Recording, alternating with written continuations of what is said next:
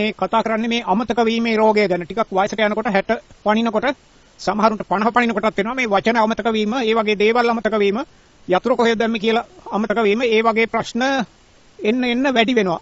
මේකට ඉංග්‍රීසියෙන් කියනවනේ, එහෙම නැත්නම් වෛද්‍යවරු කියනවා ඩිමෙන්ෂියා කියලා. ඩිමෙන්ෂියා කියන එක තාම බැරි වෙලා තියෙනවා මේක විසඳ ගන්න. මේකට හරියට බෙහෙතක්. මේකට බෙහෙත් හොයන්න ගොඩාක් වියදම් කරලා තියෙනවා. නමුත් මේක ඉංග්‍රීසි වෛද්‍ය ක්‍රමයක සලකන්නේ මේක මේ ඇමොලොයිඩ් ප්ලාක් කියලා එකක් බැඳෙන නිසා වෙනවා කියලා. මේකත් අර ප්ලාක් මේ රුධිර නාලවල කොලෙස්ටරෝල් බැඳෙනවා වගේ සමාන එකක් තමයි. ඒ වගේම තමයි මේකට කොලෙස්ටරෝල් උත් බලපානවා. කොලෙස්ටරෝල් වැඩි නම් මේවා ඇමොලොයිඩ් ප්ලාක් බැඳෙන එකත් වැඩි වෙනවා.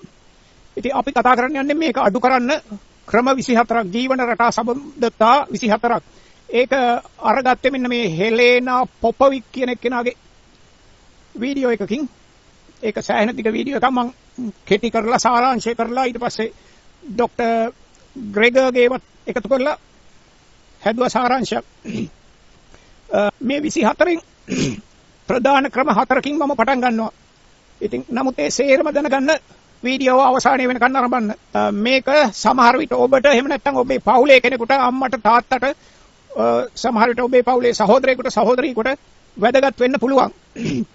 ඉතින් මටත් මතකයි අපේ ලොකු අක්කා නැති වෙලා දැන් ටිකක් කල්, ලොකු අක්කට අන්තිම කාලේ ওই ප්‍රශ්නේ තිබුණා. මේකේ විශේෂ ලක්ෂණයක් තමයි හුඟක් වෙලාවට මේ පොඩි කාලේ කරපුවා මතකයි, ඉස්කෝලේ යන කාලේ කරපුවා මතකයි. නමුත් මේ ඊයේ පෙරේදා ඒවා තමයි මතක නැත්තේ. පළවෙනි එක තමයි රුධිර පීඩනය. රුධිර පීඩනය පාලනය කරගන්න. මැදිවියේදී රුධිර පීඩනය නිසිමත්වක පවත්වා ගැනීමෙන් මේ සනාල ඩිමෙන්ෂියා කියලා කියනවා, වැස්කියුලර් ඩිමෙන්ෂියා. ඒ කියන්නේ රුධිර නාල හිරවීම නිසා එන ඩිමෙන්ෂියා තත්ත්වය. ඊළඟට කොලෙස්ටරෝල් මට්ටම පාලනය කරගන්න. ඒකයි මේකයි දෙකම එකම තමයි. ඉතින් මොකද මොලේ මේ කොලෙස්ටරෝල් ගිහිල්ලා බැඳෙනවා. ඉතින් සෞඛ්‍ය සම්පන්න LDL කොලෙස්ටරෝල් මට්ටමක් පවත්වා ගන්න. අනිත් එක තමයි රුධිරයේ සීනි පාලනය කරන්න. දෙවෙනි වර්ගයේදී වැඩියාව තියෙනවා නම් ඩිමෙන්ෂියා හැදෙන්න ප්‍රධාන අවදානම් සාධකයක්. මොකද ඕකට කියනවා ඇත්තටම ඩිමෙන්ෂියා වලට කියනවා තුන්වෙනි වර්ගයේදී වැඩියාව කියලා. ඒක නිසා ඒක පාලනය කරගන්න. නිතර වෛද්‍ය පරීක්ෂණ කරලා මේව බලන්න. බර කොහොමද, රුධිර පීඩනය කොහොමද, පවුලේ සෞඛ්‍යවරයා හම්බ වෙලා ඒවා මැනලා බලන්න, බ්ලඩ් ටෙස්ට් එකක් කරලා. ඕකේ. ඊළඟට වෛද්‍යවරයා හම්බ වෙච්ච වෙලාවක අමතක කරන්න එපා බ්ලඩ් ප්‍රෙෂර් එක බලා ගන්න. ඉතින් සරල වශයෙන් කියනවා නම් ඩිමෙන්ෂියා කියන එක ප්‍රධාන වශයෙන් මතකය, චින්තනය කියන්නේ යම් දෙයක් ගැන කල්පනා කරලා තීරණයක් ගන්න බැරි කම. ඊළඟට හැසිරීම කියන්නේ සමහරක් වෙලාවට කොහෙද ඉන්නේ කියලා මතක නැහැ. සමහරක් වෙලාවට පාරේ ඇවිදින්න ගියාම අමතකයි කොහෙද ගෙදර කියන එක. ඒ වගේ තත්ත්වයක් එනවා. ඉතින් ඒක නිසා වයසක අය ඒගොල්ලෝ ව්‍යායාම කරලා යුතුයි. නමුත් මොකක් හරි ක්‍රමයක් තියාගන්න. ඒගොල්ලන්ට මොබයිල් ෆෝන් එකක් හරි මොකක් හරි දෙන්න ගියොත් අහලා දැනගන්න කොහෙද කියලා. එහෙම නැත්නම් ඉතින් තව විසඳුමක් තමයි අර අතේ පොඩි අඳුර ගන්න පුළුවන් ටැග් එකක් වගේ එකක් දාලා තියන්න. එතකොට කාට හරි හම්බුනොත් පුළුවන් නේ මෙන්න මෙහා කියලා. ඒ කියන්නේ සමහරක් වෙලාවට මේගොල්ලෝ හුඟක් දුරදිග ගියාම තමන්ගේ නමවත් අමතකයි. මේකට හුඟක් වෙලාවට කල්පනා කරනවා මේ ඇල්සයිමර්ස් කියන රෝගයේ අතුරු ලක්ෂණයක් කියලා. ওই දෙක හුඟක් වෙලාවට එකට තමයි එන්නේ. ඇල්සයිමර්ස් රෝගෙන් එන අඳුර ගන්න පුළුවන් ප්‍රථම එක තමයි මේ අමතක වීම. ඉතින් හැබැයි ඇල්සයිමර්ස් රෝගය කියන එක ඊට වඩා ටිකක් භයානකයි. මොකද ඇල්සයිමර්ස් රෝගයේදී අර අතපය පාලනය ගිලිහෙනවා. මොකක් හරි එකක් අල්ලන්න බැලුවාම ඒක නෙවෙයි අල්ලලා තියෙන වෙන තැනකින් අපි හිතමු සමහරක් වෙලාවට මේක ගෙනහිල්ලා මේසෙකට තියුවා කියලා හිතුවට මේසෙකට නෙවෙයි තියලා තියෙන්නේ, බිමට අතහැරලා තියෙන්නේ. ඒ වගේ ප්‍රශ්න එනවා. ඒ කියන්නේ ඒ වගේම අර යම් කිසි දෙයක් සියුම් විදිහට අල්ලන්න අමාරුකම එනවා. ඒ කියන්නේ නිකන් අත වේවුලනවා. ඒ වගේ ප්‍රශ්නේ. ඉතින් මේකත් කාලයක් එක්ක නරකකට හැරෙන රෝගී තත්වයක් වුණත් මේක නිසි ආහාර වේලක් සහ ජීවන රටාවක් මගින් ඒක පාලනය කරගන්නත් පුළුවන්. ඒක ආපස්සට හරවන්නත් පුළුවන්. ඒකයි පරීක්ෂණ වලින් පෙන්වා දෙන්නේ. දැන් අපි මුල 4 කිව්වා. දැන් ඊළඟ 5ක්. ඕකේ. මේක සාමාන්‍ය අපි හිතුවට මේක වයසට තමයි යෝක වෙන්නේ කියලා. ඒක වයසට වෙන එකක්ම නෙවෙයි. වයසේ බලපෑමක් තියෙනවා. නමුත් ඒක නෙවෙයි. මේක එහෙම කියලා අතාරලා දාන්න හොඳ නැහැ. තමන්ගේ පවුලේ කෙනෙකුට තියෙනවා නම් ඒකට දුරදිග යන්න ඉස්සෙල්ලා ප්‍රතිකාර කරන්න ඕන. ඒකට ප්‍රධානම දේ තමයි ජීවන රටාව. සමහරක් වෙලාවට ඕකට දොස්තර කෙනෙක්ගෙන් ඇහුවොත් ඒගොල්ලෝ කියන්නේ ඕක වයසට තමයි ඕක ගණන් ගන්න එපා කියලා. එහෙම අතෑරලා දාන එක වැරසි. මොකද මමත් දැන් 70ට ඇවිල්ලා තියෙන්නේ. මට මතකයි අර කොවිඩ් කාලේ ගොඩක් රටවල් වල, ලංකාවට බණිනව නෙවෙයි, හුඟක් රටවල් වල තිබුණා ප්‍රතිපත්තියක් මේ වයසට මිනිස්සුන්ට අර රෝහලේ ඇඳන් දෙන්නේ නැහැ. එහෙම නැත්නම් අර රෝහලේ අධිසක්කාර ඒකකවලට යන්න දෙන්නේ නැහැ. මොකද ඒ අවස්ථාවයි තියාගෙන ඉන්නෝ මේ තරුණ කට්ටියට දෙන්න. ඉතින් ඒ වගේ ඒව කරන එක මං හිතනවා වැරදි කියලා. දැන් දියවැඩියාවෙත් අර HbA1c එක වයසක කට්ටියට 8 වුණත් කමක් නැහැ කියන මතයක් තමයි තියෙන්නේ. ඒ කියන්නේ ඒගොල්ලෝ දැන් මැරිලා ගියත් කමක් නැහැ කියන මතයේද කියන ප්‍රශ්නයක් තියෙනවා. ඕකේ. ඉතින් මේකේ අධියර තුනක් තියෙනවා. ප්‍රධාන වශයෙන් මුල් අවධියේදී සුළු මතක ගැටලු ඇති වුණත් තවමත් ස්වාධීනව කරන්න පුළුවන්. ඒ කියන්නේ සමහරක් වෙලාවට මොකකට හරි කියන වචනෙම අමතක වෙනවා. එහෙම නැත්නම් යම් කෙනෙක් අඳුර ගන්න අමාරු වෙනවා. ඒ වගේ ප්‍රශ්න තියුණත් යම් කෙනෙක් අඳුරගත්තත් එයාගේ නම මොකද්ද කියලා මතක් වෙන්නේ නැහැ. ඒ වගේ ප්‍රශ්න තියුණත් එහෙම ඒවා හුඟක් වෙලාවට ඕක ගණන් ගන්න දෙයක් නැහැ කියලා අතහැරලා දානවා. නමුත් සාමාන්‍යයෙන් මේක කලින් එන දැනුම් දීමක් වෙන්න පුළුවන්. එහෙම අමතක වීම වෙනවනම් ඊළඟ අවස්ථාව තමයි මේ මැද අවධිය. එතකොට මොකක් හරි හිතන්න අමාරුයි. ඒ කියන්නේ යම් දෙයක් ප්ලෑන් කරන්න මේක කරන්න අපි හිතමු රෙදි ටික හොදන්න ඉස්සෙල්ලා එක පෙඟෙන්න දාන්න ඕන. ඒකට මොනවා හරි රෙදි හොදන කුඩු හරි මොනවා හරි දාන්න ඕනේ. ඒ වගේ මොකද්ද මේකට කරන්න තියෙන. එහෙම නැත්නම් උදාහරණයක් වශයෙන් තේ එකක් හදන්න මොකද්ද ඒකට කළ යුතු? ඒක පළවෙනි එක වතුර උණු කරගන්න ඕනේ. ඊට පස්සේ ඉතින් තේ කුඩු භාජනයකට දාලා ඒකට වතුරක් කරන්න ඕනේ. යම් වෙලාවක් තියෙන්න ඕනේ. ඔය වගේ ඒ පියවර අමතක වෙනවා. ඊළඟට අවසාන අවධිය වෙනකොට ආහාර ගැනීම, ස්නානය, නානික ඒ වගේම සමහරක් වෙලාවට මුත්‍රා කිරීම ඒ වගේවා කරන්න උදව් ඕන වෙනවා. සමහරක් වෙලාවට අමතක වෙලා තමන්ගේ ඇඳන් ඉන්න ඇඳුමෙන් මුත්‍රා කරනවා. ඒ වගේ තත්වයකට එනවා අගහරියට යනකොට. සමහර කෙනෙකුට ඉතින් ඒ තත්වෙට එන්න ඉස්සෙල්ලා වෙන ප්‍රශ්නයක් නිසා ජීවිතේ නැති වෙන්න පුළුවන්. නමුත් ඉතින් අපි බලන්න ඕන ඔය හැම පැත්තෙම බේර ගන්න. මොලේ තමයි මේ ප්‍රශ්නේ තියෙන්නේ. මේ මොලේ ශරීරයේ බරින් 2% වුණත් ඒ ශරීරයේ රුධිරයෙන් සහ ශක්තියෙන් 20% පාවිච්චි කරනවා. ඒ වගේම ග්ලූකෝස් වෙනුත් 20% පාවිච්චි කරනවා. ඒ කියන්නේ අපේ ආහාර වලින් එන ග්ලූකෝස් වලින්. ඉතින් ඒක නිසා මේ කන බොන දේ මොලේ සෞඛ්‍යයට ඍජුවම බලපානවා. ඇල්සයිමර් රෝගය, ඩිමෙන්ෂියා රෝගයෙන් 70%ක් පමණ ඇල්සයිමර් රෝගය නිසා ඇති වෙනවා කියලා තමයි විශ්වාස කරන්නේ.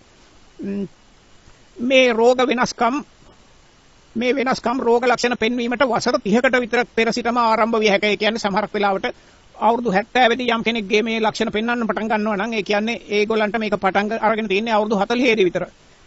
දැනගන්න තරමට නැති වුණාට.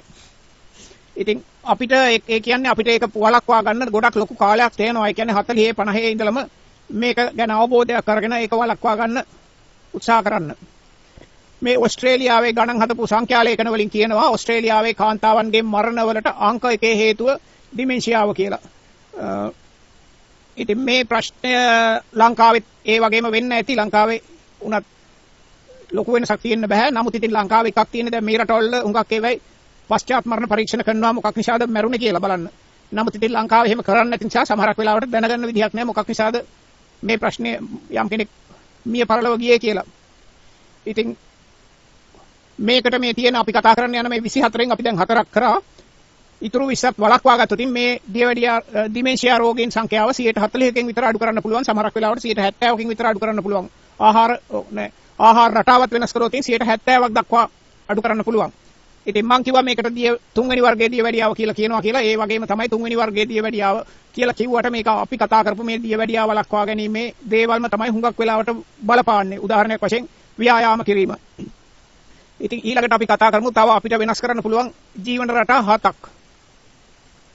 සාධක 7ක්. පස්වෙනි එක තමයි මේ ශ්‍රවණාබාධ සඳහා ප්‍රතිකාර ලබා ගන්න. ඒ කියන්නේ කන ඇහෙන එක දුර්වල නම් ඒකට හියරින් ඒඩ් එකක් අරගන්න. හියරින් ඒඩ් එකට මොකද සිංහලෙන් කියන්නේ කවුරුද දන්නවද? ශ්‍රවණාදාර තමයි නේ. පෙනීමේ දුර්වලතාව නිවැරදි කරගන්න. මොකද අර ඔය පෙනීම සහ ඇසීම කනෙන් ඇහෙන එකයි ඇහෙන් පේන එකයි ඒ දෙකේම සෑහෙන ප්‍රමාණයක් කරන්නේ මොලෙන්. මොකද සද්දයක් ඇහුනහම ඒ සද්දේ මොලේට ගිහිල්ලා මොලෙන් තමයි විශ්ලේෂණය කරලා බලන්නේ මේක මොකද්ද කියලා මේ සද්දේ. ඉතින් සමහරක් වෙලාවට බොහොම කලබල සහිත තැනක් නම් කඩේක වගේ තැනක් නම් කවුරු හරි මොනවා හරි කිව්වහම හුඟක් වෙලාවට වයසට ගියහම ඒක තේරුම් ගන්න බැරි වෙනවා. මොකද අර වටපිටේ සද්ද අතර අර අපි හිතමු කඩේ මුදලාලි කියන එක ඇහුනට තේරුම් ගන්න බෑ. මොකද ඒක ඒ වෙන් වෙන් කරලා අඳුර ගන්න බෑ වයසට ගියහම. එහෙම ප්‍රශ්නයක් තියෙනවා. ඉතින් ඒක එන්නේ අර ගොඩක් පසුබිමේ ගොඩක් ශබ්ද තියෙනවා නම් පෙනීමේ දුර්වලතාවත් හදාගන්න. ඊට පස්සේ ශරීර බර පාලනය කරගන්න. මොකද සෞඛ්‍ය සම්පන්න BMI අගයක් පවත්වා ගන්න. සෞඛ්‍ය සම්පන්න කියන්නේ මේ ඉන්දියානු සම්භාවයක් තියෙන අයට BMI අගය 23ට අඩුවෙන් තියාගන්න. මම නම් කියන්නේ දියවැඩියාවක් තියෙනවා නම් 20 කිට්ටුවට BMI අගය අරගන්න කියලා. BMI අගය කියන්නේ තමන්ගේ උස අපි අනිත් පැත්තට කියමුකෝ තමන්ගේ බර කිලෝග්‍රෑම් වලින් මැනලා ඒ බර උසෙන් දෙපාරක් බෙදුවාම එන අගය. උසෙන් දෙපාරක් බෙදන්න ඕන උස මනින්න ඕන මීටර වලින්. දැන් මගේ උස මීටර 1.66යි. ඊළඟට අනිත් එක තමයි ඔළුව ආරක්ෂා කරගන්න. ඔළුවක් තියෙනවා නම් ඕකේ මම පිළිවෙලට කිව්වේ. අනතුරු වලින් මොළයට සිදුවන හානිය වළක්වන්න මොනවා හරි හැපිලා හරි බයිසිකලයක යනකොට හරි විශේෂයෙන් පුෂ් බයිසිකලයේ වුණත් හෙල්මට් එකක් පාවිච්චි කරන්න. ඒකට ලැජ්ජා වෙන්න එපා. දැන් ඕස්ට්‍රේලියාවේ නම් හෙල්මට් එකක් දාගෙන ඕන පුෂ් බයිසිකලයේ වුණත් යන්න. ඉතින් අපි මතයක් හදා ගන්න ඕන මේ මිනිස්සු හිතන්නේ මේ පොලිසියට ඇති කෙන්ගෙඩියක් නිසා නෙවෙයි ඒගොල්ලෝ හෙල්මට් දාන්න කියන්නේ තමන්ගේ ආරක්ෂාවට. මොකද හෙල්මට් එක නොදා ගිහිල්ලා අනතුරක් වුණොත් සමහරක් වෙලාවට ඒ වෙලාවට මුකුත් නැති වුණාට මොළයට හානි වෙන්න පුළුවන්. අනිත් එක ධූම්පානය. ඒක නම් නරක බව කවුරුත් දන්නවා. ඒක මොළයට සෞඛ්‍යයට බලපානවා. අනිත් එක මත්පැන්. මත්පැන් භාවිතය දැනට නම් තියෙන වෛද්‍ය මතේ මත්පැන් භාවිතය බිඳුව තමයි හොඳ ගාන කියලා. ඉස්සර තියුණට එක මත. ඊළඟට 11 වෙනි එක තමයි විසිරාදය. මේ සිංහල පරිවර්තනය මේ ડિප්‍රෙෂන් කියන එක. ඒ කියන්නේ නිකන් 18 අරන් 100ට දීලා වගේ දැන් එක. ඒක අඩු කරගන්න. ඉතින් ඒක අඩු කරගන්න සාමාන්‍ය ක්‍රම වලින් බැරි නම් ඒකට අවශ්‍ය බෙහෙත් අරගන්න. ඒක මොකද ඒක පාලනය වෙලා තියෙන එකත් මේකට බලපානවා. තව මේකට කිව්වේ නැති එකක් තමයි විදුරු මස් රෝග. විදුරු මස් රෝග ඇති කරන බැක්ටීරියා මොළයට යනවා. මොළයට ගිහිල්ලා මතකයට හානි කරන්න පුළුවන්. ඒක නිසා මොළේ සෞඛ්‍ය ගැන වැදගත් වෙනවා නම් මුඛයේ සෞඛ්‍ය ගැනත් සැලකිලිමත් වෙන්න. විශේෂයෙන්ම ඔය දත් දොස්තරලා කිව්වට උදේටයි හැන්දෑවටයි විතරක් දත් මැද්දාම ඇති කියලා ලොකුවට මදින්න ඕනේ නැහැ. හැම කෑමට පස්සෙම අඩු ගානේ තප්පර 30ක් පොඩ්ඩක් බ්‍රෂ් කරලා බුරුසුවෙන් මැදලා ඒ දත් ඇතුලේ ගිහිල්ලා තියෙන අරෝමේ තැන් තැන් වල හිර වෙලා තියෙන කෑම ಜಾති එළියට දාගන්න. කෑම ಜಾති අයින් කරන්න. අනිත් එක තේ එකක් බිව්වහම වුණත් ඒ බීලා ඉවරලා අර කටේ පැණි රහ තියාගෙන ඉන්න එපා. තේ එකක් බීලා ඉවරලා කට හොදලා ගන්න. කට හොද ගන්න. මොකද ඒ වෙයින් දත් දි รา පත් වෙන්න පුළුවන්. අර බැක්ටීරියා තියෙනකොට බැක්ටීරියා වැවෙන්න පුළුවන් පැණි රහ ಜಾති තියෙනවනම්. ඉතින් පාන් වගේ එකක් පැණි රහ නෙවෙයි කියලා හිතුවට පාන් උනත් කට ඇතුලේ ටිකක් වෙලා තියෙනකොට කෙලවලට එකතු වෙලා කෙලවලින් ඒක සීනි බවට පරිවර්තනය කරනවා. ඊළඟට අනිත් එක තමයි මේ සීනි සහ කඩෙන් ගන්න කෑම ಜಾති ගැන ප්‍රවේශම් වෙන්න සීනි පාවිච්චිය නවත්තලා නැත්නම් ඉතින් සීනි පාවිච්චිය අඩු කරන්න. සීනි පාවිච්චිය අර ඕක සීනි කියන එක දෝ හැම එකටම අපි කියනවානේ ඒක දේශීය එකක් නෙවෙයි පිටින් ආපු එකක් කියලා. ඉතින් සීනිත් පිටින් ආපු එකක් තමයි. ඒ මතේම යනවනම් සීනි වලිනුත් වලකින්න. ඉතින් සීනි වගේම තමයි පැණි ಜಾතිත්. ඒක දේශීය එකක් වුණාට පැණි වලත් තියෙන්නේ ප්‍රධාන වශයෙන් සුක්‍රෝස් හා ෆ්‍රුක්ටෝස් කියන සීනි ಜಾති දෙක තමයි. ඊළඟට මේ අල්ට්‍රා ප්‍රොසෙස්ඩ් ෆුඩ්ස් කියලා කියනවා මේ අධික ලෙස සැකසූ ආහාර. මේවායින් වළකින්න. අධික ලෙස සැකසූ ආහාර කියන්නේ ඉතින් ප්‍රධාන වශයෙන් අධික ලෙස හරි සැකසූ ආහාර පුළුවන් තරම් අර ආහාරයක් ගහකින් පැලයකින් කඩාගත්තු මට්ටමින් ගන්න පුළුවන් නම් හොඳයි. දැන් බත් උනත් හාල් උනත් ඉතින් හුඟක් ප්‍රොසෙස් කරලා තමයි අපිට ගන්න තියෙන්නේ. මොකද අර ඒවා පෑහැලා තියෙන සිංහලෙන් කියන්නේ. එහෙම පෑහැලා නැති හාල් අරගන්න පුළුවන් ඔය CIC වගේ වෙයි සමහර ඒවායි කරනවා. මං හිතන්නේ ඔය දෙරණත් කරනවා ඒ වගේ එකක්. විශේෂයෙන්ම ඔය කළු හීනටි වගේ ඒවා ගන්න පුළුවන්. අනිත් සාමාන්‍ය අර රතු හාල් නම් එහෙම ඒවා නැහැ. උනට තමන්ගේ ගොයිපලක් තියෙනවා නම් තමන්ගේ ඒ වගේ නිහිලා ඉතින් කොටා ගන්න පුළුවන්. මං හිතන්නේ එහෙම නැති වෙන්න. මේ පළතුරු ಜಾති වල තියෙන ෆ්‍රුක්ටෝස් පළතුරු ಜಾති වල ෆ්‍රුක්ටෝස් විතර නෙමෙයි ග්ලූකෝසුත් තියෙනවා. නමුත් ෆ්‍රුක්ටෝස් තමයි ඒවයි වැඩිපුර තියෙන්නේ. ඒවත් මොළයට හුඟක් හානි කරනවා කියලා තමයි මේක කියන්නේ. අද කාලේ දරුවෙකු වයස අවුරුදු 8ක් වන විට මීට වසර 100කට පෙර පුද්ගලයෙකු මුළු ජීවිත කාලයටම කෑවාට වඩා වැඩි සීනි ප්‍රමාණයක් අනුභව කරයි. මේක නම් ලංකාවටත් හරියටම හරි. ඒ කියන්නේ අපි අවුරුදු 100ටම කාපු සීනි ප්‍රමාණයට වඩා වැඩි සීනි ප්‍රමාණයක් අද ළමයෙක් අවුරුදු 8 වෙනකොට කාලා ඉවරයි. මට උදාහරණ කියන්න පුළුවන්. ඉතින් අපේ පවුලේ කියන්නේ අපේ සහෝදර සහෝදරයන්ගේ මුණුබුරු මිනිබිරියන් මේකේ කියනවා මේ මධ්‍යධර්ණී පන්නේ ආහාර වේලක් අනුගමනය කරන්න කියලා. ඒ කියන්නේ ප්‍රධාන වශයෙන් එළවලු, අඩු සීනි සහිත පළතුරු, ඊට පස්සේ ඇට වර්ග කියන්නේ ඔය ප්‍රධාන වශයෙන් අපිට තියෙන කජු, ඊට පස්සේ කජු නම් ටිකක් සීනි සහිතයි. නමුත් යම් ප්‍රමාණයක් සීමිත ප්‍රමාණයක් කමක් නැහැ. අනිත් එක රට කජු. ඒ වගේ දේවල් මේ රටවල නම් තියෙන ඔය තව ගොඩක් ඇට ಜಾති. ඊළඟට අනිත් එක 13 වෙනි එක තමයි තෙල් සහිත මාළු අනුභව කරන්න. ඒවායේ ගොඩක් තියෙනවා මේ ඔමෙගා 3. ඔමෙගා 3 හොඳයි කියනවා මොලේ දියුණු වෙන්න. මේකේ කියලා තියෙන දේවල් තමයි මේ සැමන්, මැකරල් වගේ මාළු. ඒ වුණාට ඔය හුරුල්ලෝ, ඒ වගේම ඊළඟට මොකද්ද? හාල් මැස්සෝ, ඒ වගේ ඒවත් හොඳ ඇති. පුංචි මාළු జాති තමයි හොඳ. ලොකු මාළු නෙවෙයි. ලොකු මාළු වල අනිත් ප්‍රශ්නේ තියෙන්නේ සමහරක් වෙලාවට ඒවයි බර ලෝහ ඇති වෙන්න පුළුවන්. ඊළඟට තන්තු භාවිතය වැඩි කරන්න. තන්තු වෙනම අරගන්න පුළුවන් නම් හොඳයි. මම මෙහෙනම් මට ගන්න පුළුවන් මේ වීඩ් බ්‍රෑන්ඩ්, පාම් පිටිවල බ්‍රෑන්ඩ් එක. ඒ බ්‍රෑන්ඩ් අරගන්නවා නම් ඒකේ විවිධාකාර වාසි තියෙනවා. ඒකෙන් ඇත්තටම කැන්සර් පවා වළක්වනවා බ්‍රෑන්ඩ් වලින්. ඊළඟට ඒකෙන් මේ දැන් අපි කියන්නේ මේ අල්සයිමර්ස් වගේ ප්‍රශ්න ඇති වෙන එකත් නවතිනවා. ඉතින් ධාන්‍ය වර්ග, ඇට වර්ග සහ බීජ වර්ග අනුභව කරන්න. මේක තන්තු තියෙන එකක් තමයි ගොඩක්ම ඔය බොන්චි වර්ග ಜಾති. බොන්චි වර්ග සහ අපි කියන ඔය පරිප්පු වගේ ඇට ಜಾති. පරිප්පු කියන එකත් ඒ කියන්නේ ලෙගියුම්ස් කියන ගණයට අයිති. ලෙගියුම්ස් වලට ඉංග්‍රීසියෙන් කියනවා රනිල කුලේ ආහාර කියලා. සීනි සහ පැණි බීම සීමා කරන්න. ඒ කියන්නේ අර බෝතල් වල දාපු, කෑන් වල දාපු කෑම ಜಾති නවත්තන්න. ඒක මොලේට තුවක්කුවෙන් වෙඩි තියෙනවා වගේ වැඩක් කියලා කියන්නේ. ඕකේ. ඊළඟට එකක් තමයි මේ විටමින් D ලබා ගන්න. විටමින් D ඉන්න රට හීතල නම් බලන්න පුළුවන් තරම් අවුව වැටුනහම නිරාවරණය වෙන්න අවුවට. එහෙම නැත්නම් උදේ හිරිවැලියෙන් විටමින් D ලබා ගන්න. උදේ හිරිවැලියට නිරාවරණය වීමේ අනිත් වාසිය තමයි ඒවයි තියෙනවා අර අල්ට්‍රා වයලට්. ඒ අල්ට්‍රා වයලට් නෙවෙයි, ඉන්ෆ්‍රාරෙඩ්. ඒ ඉන්ෆ්‍රාරෙඩ් කිරණ වලට යන්න පුළුවන් මොලේ හරහා. මම ඕක ගැන කලින් වීඩියෝ එකක් කරා. ඒක ගැන ගොඩාක් විස්තර කරා ඔය මේ අර මෙඩික්‍රෑම් කියන channel එකේ YouTube එකේ. ඒක කරන්නේ මේ ඇසිස්ටන්ට් ප්‍රොෆෙසර් කෙනෙක්. එයා පැහැදිලි කරලා දුන්නා එයා කරපු පර්යේෂණ වලින් පවා පෙන්වන්න පුළුවන් කියලා මේ මොලේ වටේට හිස් කබලක් තියුණට අර නියර් ඉන්ෆ්‍රාරෙඩ් ලයිට් අදෝ රක්ත කිරණ වලට පුළුවන් ඒක විනිවිද යන්න. ඊළඟට මේ බෙරි වර්ග 17 වෙනි එක. ඒව නම් මං හිතන්නේ ලංකාවේ නෑ. මේ කියන්නේ මේ බ්ලූබෙරි, ස්ට්‍රෝබෙරි වගේ ඒවා ගන්න කියලා. ස්ට්‍රෝබෙරි ගන්නවා නම් හොඳයි. ස්ට්‍රෝබෙරි හැබැයි හොඳට හොදලා ගන්න ඕන. මොකද ඒවට හරියට බෙහෙත් ගන්නවා කියලා කියනවා.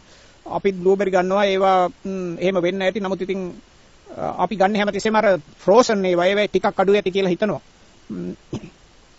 අනිත් එක අර ඩාර්ක් චොකලට්. ඒ කියන්නේ 70%කට වඩා වැඩි ඩාර්ක් චොකලට් හොයාගන්න පුළුවන් නම් අනුභව කරන්න. එහෙම නැතුව අර සාමාන්‍ය චොකලට් වල නම් අඩුම ගානේ බලන්න 50%ක්වත් තියනවාද කියලා මේ චොකලට් පවුඩර්. එහෙම නැතුව සමහර ඒවායි තියෙන්නේ 10යි 20යි තමයි මේ චොකලට් තියෙන්නේ. අනිත් හරිය සේරම සීනි. ඒව නම් කාලා වැඩක් නැහැ.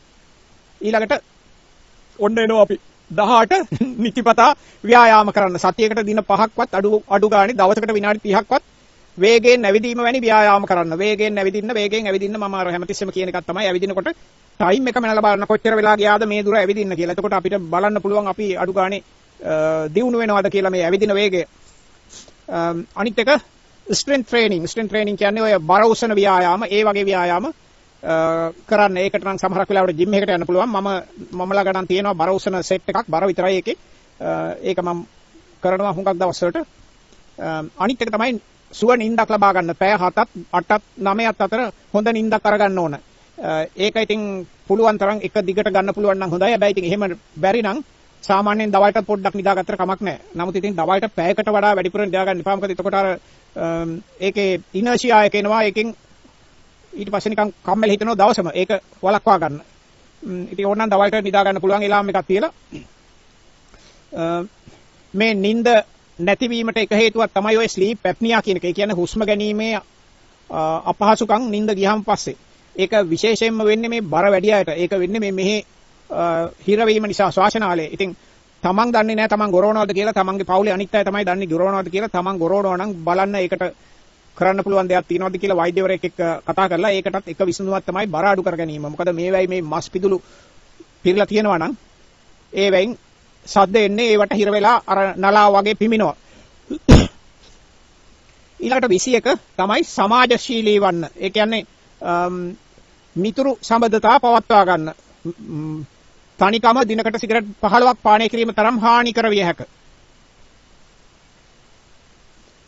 අනිත් එක 22 තමයි මොකක් හරි මොළයට ව්‍යායාමයක් දෙන්න. මොළයට ව්‍යායාමයක් දෙන්න. උදාහරණයක් වශයෙන් යමක් ඉගෙන ගන්න උත්සාහ කරන්න කැමති නම් ඉතින් වෙන භාෂාවක් ඉගෙන ගන්න පුළුවන්. Tamanට දැන් ඉංග්‍රීසි වගේ දෙයක් ඉගෙන ගන්න එක මම හිතන්නේ අවුරුදු 70 වුණත් 80 වුණත් පාඩුවක් වෙන දෙයක් නෙවෙයි. ඒ කියන්නේ ලෝකේ ගොඩාක් ලොකු දැනුම සම්භාරයක් තියෙනවා. අපිට සිංහලෙන් කියවන්න බැරි. ඒ වගේම තව එකක් තමයි මේ සංගීත භාණ්ඩයක් වාදනය කරන එක පුරුදු වෙන එක. එහෙම නැත්නම් ප්‍රහේලිකා වගේ විසඳන එක. මගේ ටෙලිෆෝන් එකේ දාලා තියෙනවා මම අර ගණන් පිළිබඳ ප්‍රහේලිකාවක්. ඒක ගණන් කිව්වට හරිම සරල නිකන් එකතු කරන අඩු කරන ගණන්. මේ නමුත් ඒක ටිකක් කරාම ඒක ටිකක් ඇඩික්ටඩ් වෙනවා. ඒක කම්මැලි හිතෙන්නේ නැහැ. මොකද ඒගොල්ලෝ හැමතිස්සෙම අලුත් ඒවත් අකුරු සෙට් තමයි දෙන්නේ. ඉතින් ඒක මම බලනවා හැමතිස්සෙම ඒකේ තියෙන හයස් ලෙවල් එකට ගිහිල්ලා විනාඩි කීයක් ගියාද මට කරන්න කියලා. සාමාන්‍යයෙන් විනාඩි 6න් 7න් කරන්න පුළුවන් නම් ඒක හොඳයි. සමහරක් වෙලාවට දැන් අද උදේ කරන්න ගිහිල්ලා විනාඩි 10ක් විතර ගියා. නමුත් ඒකෙත් මට හිතන හැටියට ඒගොල්ලෝ අර දෙතුන් පාරක් හරියට කරාම ඊට පස්සේ ඒක ටිකක් අමාරු කරනවා. එහෙම නැත්නම් ඉතින් අපිටත් කම්මැලි හිතෙනවනේ හැමදාම ලේසිම වුණාම. අනිත් එක තමයි ස්ට්‍රෙස් එක. මානසික ආතතිය අඩු කරගන්න. භාවනා කිරීම හෝ ඒ වගේ භාවනා දෙකම හොඳයි. ප්‍රධාන භාවනා දෙක මම කතා කරන්නේ මේ මෛත්‍රී භාවනාව සහ ඊටත් වඩා මේකට හොඳයි අර ආනාපාන සති භාවනාව. ඕකට කෑග ගහ කරන්න ඕනේ නැහැ. ආනාපාන සතිය තමන්ගේ හිතෙන් කරන්න. ඊළඟට මේ නරක පුරුදු වලින් ඉවත් වන්න අපි විදුරු මස් රෝග ගැන කතා කරා, මත්පැන් ගැන කතා කරා, ධූම්පානය ගැන කතා කරා, නිින්දේ ගැටලු විසඳ ගන්න, අනිත් එක අලස ජීවිතය. එහෙම එකක් නැති කරගන්න. ඒකයි. අපි මම හිතනවා මම ගොඩක් වෙලා කතා කරා. අපි තව වීඩියෝ එකකින් හම්බෙමු. මේකෙන් යම් දෙයක් ඉගෙන ගත්තා නම් මට ලයික් එකක් දාන්න, subscribe කරලා නැත්නම් subscribe කරන්න. Thank you very much.